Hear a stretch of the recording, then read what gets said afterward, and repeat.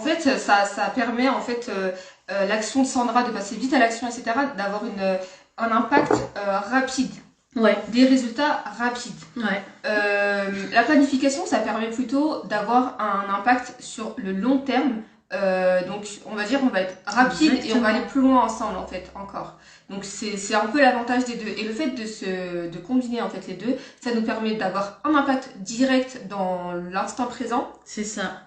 Et d'avoir sur le long terme une régularité, une constance, en fait, aussi, que ce soit en termes de chiffres, que ce soit en termes de présence, que ce soit en termes d'objectifs, etc. Donc ouais, non, c'est vraiment utile. Créer une entreprise, c'est pas juste je veux gagner de l'argent. Pour moi, un entrepreneur, c'est quelqu'un qui a une vision et qui a une mission. Je l'ai souvent dit. Oui, tu as une solution, mais tu as aussi une vision et une mission. Et la plupart des entrepreneurs qui se lancent maintenant sur des coups de tête, c'est parce qu'ils veulent faire rentrer de l'argent.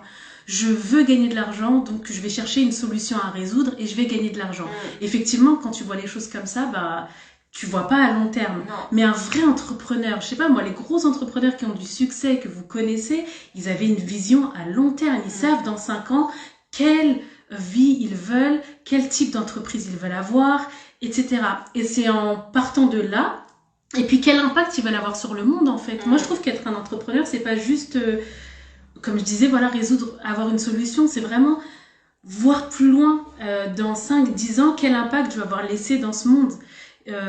Quand je vais partir, qu'est-ce que je veux avoir changé. Et ça peut paraître grand, mais moi je trouve que si t'as pas une grande ambition comme ça donne pas de sens à ce que tu fais au jour le jour. Donc les personnes qui disent moi dans 5 ans je m'en fiche, en fait ça m'ennuie d'y réfléchir, j'arrive pas encore à comprendre du coup. Et la planification, ça te permet d'avoir un circuit qui tourne.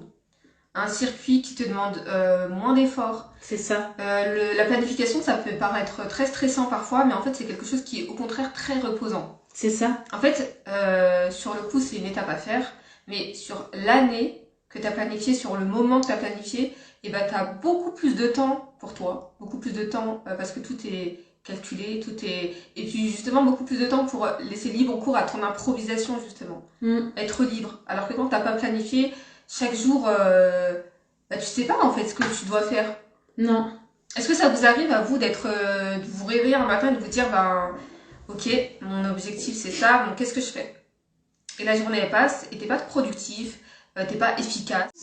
Alors pourquoi quand la plupart des gens ils savent découper, avoir un rétro-planning pour des événements, pour un mariage, et pour une entreprise, ils se disent on y va au feeling. C'est exactement la même chose. Et même pour leur vie. Hein. Et même pour leur vie.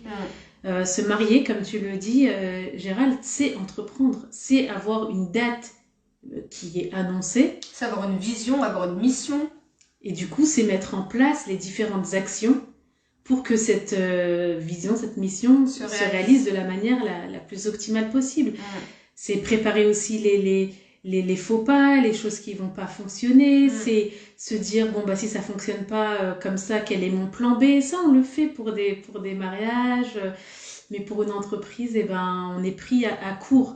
Et on ne prépare pas parce que toi, c'est quelque chose que tu prends en compte aussi, les plans B.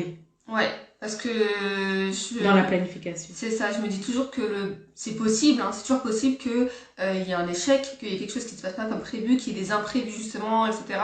Qu'est-ce que tu planifies comme solution numéro 2 si ça ne se passe pas comme ça?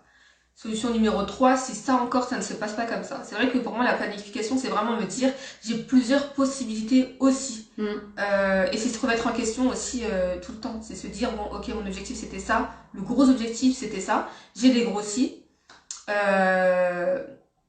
Et je fais un point régulièrement sur est-ce que je suis en train de l'atteindre ou est-ce qu'il faut que je modifie ma stratégie, etc. Donc, oui, c'est comme, je sais pas si on va, comme dirait l'expression, tous les chemins mènent à Rome, il y a un gros objectif, mais il peut y avoir des circuits qu'on change. Si c'est bouché par là, qu'il y a un embouteillage, finalement, ton GPS, il va te dire, prends plus à droite, finalement. Donc, c'est être prêt aussi à changer à dévier un petit peu.